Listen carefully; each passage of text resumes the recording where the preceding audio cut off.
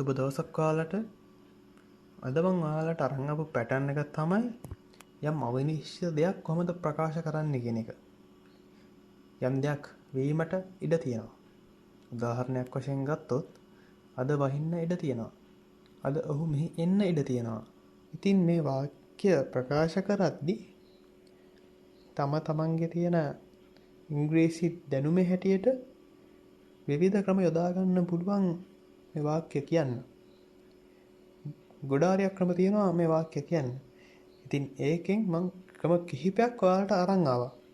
ඉතින් අපි බලමු මේ ක්‍රම මොනවද කියලා. මම මුලින්ම අරන් ආපු ක්‍රමය තමයි there is a possibility that. there is a possibility that.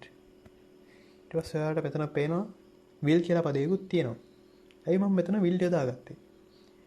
මොකද ඉඩ තියෙනවා කියන දේ මේ රටාවේ අදහස් කරන්නේ there is a possibility කියන කොටසින්. ඊට පස්සේ වෙන්න තියෙන ක්‍රියාව තම සිද්ධ වෙලා නැහැ. ඒක අනාගත ක්‍රියාවක්.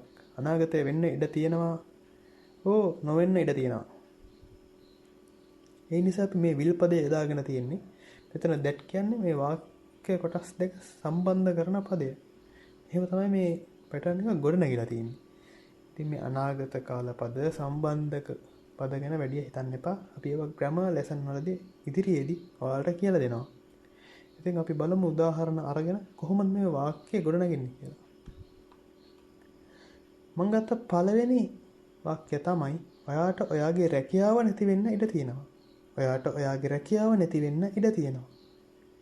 මෙතනදී මම කියන්න ඕනේ මම මෙතන අරගෙන තියෙන්නේ කර්මකාරක වාක්‍යයක්. කර්මකාරක වාක්‍යයක්. එහෙම නැත්නම් passive voice වාක්‍යයක්. passive voice දන්නේ නැත්නම් ඒ වාක්‍ය ගැන හිතන්න එපා. මොකද අපි ඒ පාඩමත් අනාගතයේ යම් දවසක ඔයාලට කරලා දෙනවා ග්‍රැමර් පාඩම් යනදී. ඉතින් මම ගත්ත වාක්‍ය තමයි ඔයාට ඔයාගේ රැකියාව නැති වෙන්න ඉඩ තියෙනවා. ඔයාට ඔයාගේ රැකියාව නැති වෙන්න ඉඩ තියෙනවා. ඒක අපි ඉංග්‍රීසි වලින් කියනවා there is a possibility that you will be lost your job. there is a possibility that you will be lost your job. මෙතන there is a possibility කියන කොටසින් තමයි ඉඩ තියෙනවා කියන එක හඟවන්නේ. that කියන්නේ කොටස් දෙක සම්බන්ධ කරනවා. you will be lost your job. ඔයාලගේ රැකියාව නැති වෙනවා කියන කොටස තමයි ඒ කොටසින් හඟවන්නේ. මම යනවා මගේ දෙවෙනි උදාහරණයට. ඇය මාව සැක කරන්න ඉඩ තියෙනවා. ඇය මාව සැක කරන්න ඉඩ තියෙනවා. මේක සාමාන්‍යයෙන් කර්තෘකාරක වාක්‍යයක්, active voice වාක්‍යයක්. මේ වචන ගැන ලොකුට බය වෙන්න එපා. ඔයාලට ඉගෙන ගන්න පුළුවන්. මේක ඉංග්‍රීසි වලින් අපි කියනවා there is a possibility that she will suspect me. there is a possibility that she will suspect me. මම තුන්වෙනියට ගෙන ආපු උදාහරණය තමයි ඔහු තරංගය දිනන්න ඉඩ තියෙනවා. අපේ යාළුවෙක් මොකක් හරි තරංගයකට ඉදිරිපත් වෙනවා. ඔහු දක්ෂයි. ඉතින් කෙනෙක් කියනවා ඔහු තරංගය දිනන්න ඉඩ තියෙනවා.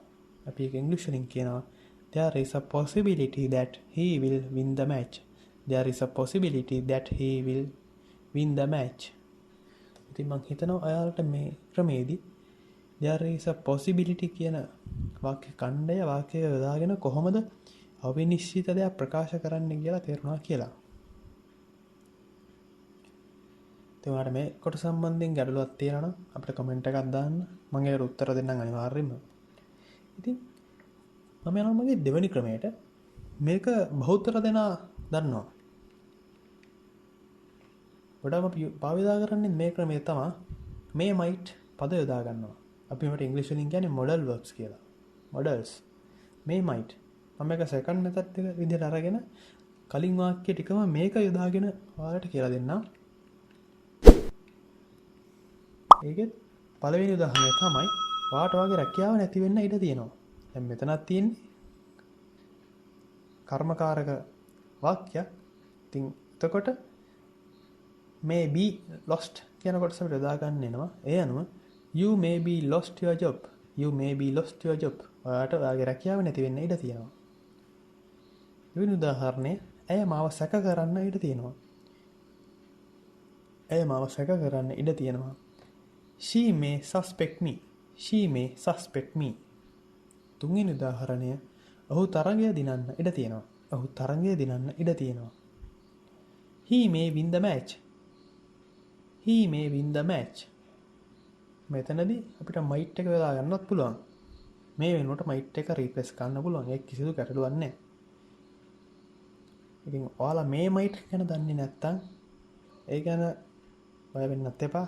ළඟදිම අපි ඔයාලට මේ might සම්බන්ධයෙන් ග්‍රැමර් පාඩමක් අරන් එනවා. දැනට මම හිතනවා මේ අවිනිශ්චිතභාවය ප්‍රකාශ කිරීම සම්බන්ධයෙන් මේ might වල හැසිරීම ඔයාලට තේරුණා කියලා. අපි දැන් ක්‍රම දෙකක් ඉගෙන ගත්තා මේ වෙනකොට මේ අවිනිශ්චිතව යම් දෙයක් සිද්ධ වෙනවා කියන දේ කියන්නේ. ඒතර මේක මේ අනාවැකියක් කියනවා වගේ. වෙන්නත් පුළුවන් නොවෙන්නත් පුළුවන්. අපි අතර උපකල්පනයක් ගොඩනගනවා.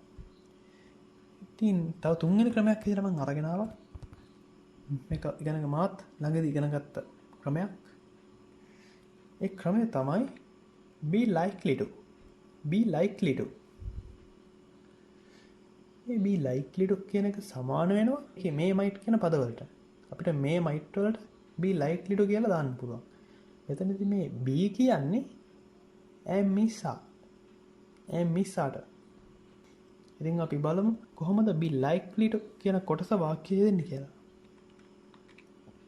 ඔයාට වගේ රැකියාව නැති වෙන්න ඉඩ තියෙනවා. අපි ඒක කියනවා you are likely to be lost your job. You are likely to be lost your job. You are likely to be lost your job. තනදී ඔයාලට ගැටලුවක් ඇති මේ ටූට පස්සේ be lost ඇවිල්ලා තියෙනවා. එහෙම එතන ඇවිල්ලා තියෙන්නේ මොකද? මේක කර්මකාරක වාක්‍යයක්. නැවතත් කියනවා කර්මකාරක වාක්‍ය ගැන බය වෙන්න එපා. බෙසම සරලව මුලින් ඉඳන් ඔයාලට කියලා දෙන්නම්. දෙවෙනි උදාහරණය තමයි ඇය මාව සැක කරන්න ඉඩ තියෙනවා. She is likely to suspect me. She is likely to suspect me. අපි කලින් ඉගෙන ගත්තා. She may suspect me කියන එකම තමයි මෙතන මේ අයින් කරලා is likely to කියලා යොදාගෙන තියෙන්නේ. මෙතන අපි is කියන පදේ යොදාගෙන තියෙන්නේ she ඒකවචන නිසා. ඔහු තරගය දිනන්න ඉඩ තියෙනවා. He is likely to win the match. He is likely to win the match. අපි කලින් ඉගෙන ගත්තා he may win the match. He may win the match. එහෙම නැත්නම් he might win the match. He might win the match. මේ might පද දෙක අයින් කරලා එතනට කෙලින්ම be likely to කියන පදේ අපි ආදේශ කරලා තියෙනවා. මෙතනත් be කියන තැනට අපි is දාලා තිනවා මොකද he ඒක වචනයි. is likely to. He is likely to win the match. ඉතින් පළවෙනි වාක්‍යයේ ඔයා කියන පදය you කියන පදේ බහුවචනයි. ඉතින් ඒ නිසායි අපි ආ කියලා දාලා තියෙන්නේ. ඉතින් මම හිතනවා ඔයාලට අවිනිශ්චිත දෙයක් යම් දෙයක් වෙන්න ඉඩ තියෙනවා. වහින්න ඉඩ තියෙනවා. ඔහු වෙන්න ඉඩ තියෙනවා වගේ සරල සිංහල අදහස් දැන් ඉංග්‍රීසියෙන් ප්‍රකාශ කර ගැනීමේ හැකියාව තියෙනවා කියලා. ඉතින් ඔයාලා මේ ක්‍රම තුනම ප්‍රැක්ටිස් කරන්න. පළවෙනි ක්‍රම දෙකම කොමන් ක්‍රම දෙකක්. නමුත් මේ be likely to කියන ක්‍රමය ඇත්තටම අලුත් ක්‍රමයක්. භාවිතා වෙනවා අඩුයි මමත් දැකලා නැහැ ඇත්තටම. ඉතින් ඔයාලා මේකත් ප්‍රැක්ටිස් කරන්න.